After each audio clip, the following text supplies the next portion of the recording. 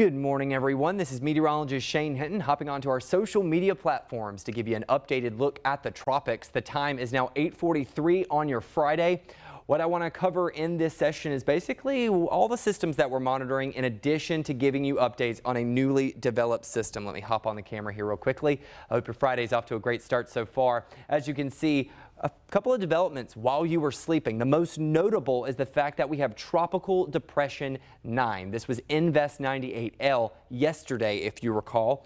Let's take a look at the latest. Now that it is an official tropical depression, we have a forecast cone from the National Hurricane Center. Now, forecast models have been slowly starting to shift eastward, which means less of a concern for Texas and more of a concern for Florida. So if you're going to be traveling next week, if you have family, friends, loved ones in the state of Florida, make sure they're getting this information and staying on top of the tropics.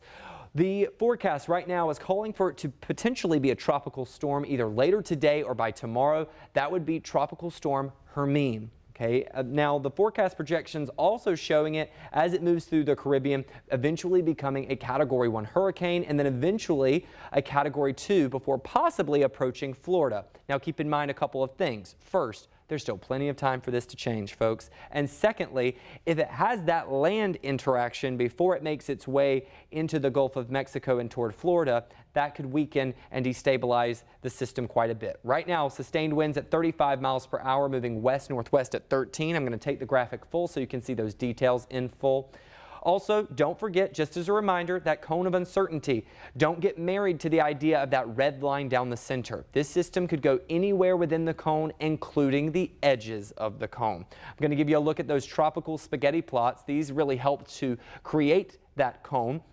If you recall, yesterday at this time, we were seeing some of those outlier models pushing the system maybe into the Gulf of Mexico, which could have made it more of a concern for portions of Texas or Louisiana. Now it is in more of a consensus heading towards the state of Florida. Now I want to give you a look at two specific forecast models. You have the GFS or American model in blue, then you have the European model in red. Now historically, the European model, the circles that you see in red, they have a better track record in regards to tropical weather.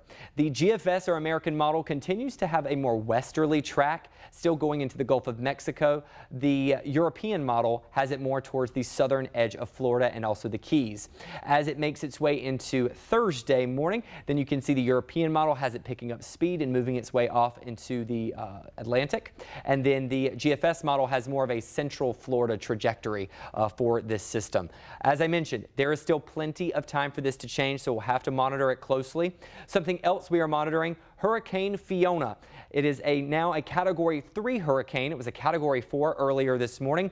You can see sustained winds of 125 miles per hour as the system has picked up speed and is now moving rather quickly north-northeast at 25 miles per hour. You also see on the forecast cone that it is expected certainly to go into portions of Canada. This could be the strongest storm on record to be impacting Canada as a Category 3 potentially. You don't see that this often, especially due to the fact that waters and sea surface temperatures are typically too cold at that area. So we'll continue to monitor that for you as well. Let me hop back up on the screen real quickly to tell you about some of the other areas we're monitoring. Tropical Storm Gaston, too far out in the Atlantic. Really, we call it like a fish storm because it's a storm for the fishes, for the fishies right now. Not really concerning anywhere inland. It is expected to kind of rebound and head back towards the United States, but it's not having impacts for the United States. As you make your way well out into the Atlantic, closer to Africa, we have two additional areas we're monitoring, one of which only has a 30% chance of development over the next 5 days, and then a wave just off the coast of Africa that has an 80% chance of development. Now, while Tropical Depression 9 is expected to be Hermine, if that were to be the case, then this area that's just off the coast of Africa, if it develops, it will be called Ian. Okay, so once again, the main takeaways are that we are very closely monitoring Tropical Depression 9 over the coming days and into next week. It's not going to be impacting your forecast here in Central Texas. In fact, I'm going to go ahead and pull up your 7-day forecast so you can see what you can expect back here at home. We are expecting a toasty first full day of fall. We had the fall equinox yesterday evening at 8:04. Today we are forecasting a high of around 100 degrees. That would tie the daily heat record for today. As we head into the weekend, we're talking mid to upper 90s, still going to be above average. We typically trend around 90 degrees this time of year, and we'll get closer to that, but not until next week. We have a weak cold front that pushes through on Monday. Only about a 10% chance for showers at this point associated with it. I think the main weather story that's going to come along with it is the drier air and more comfortable conditions. So it will feel a little bit closer to fall.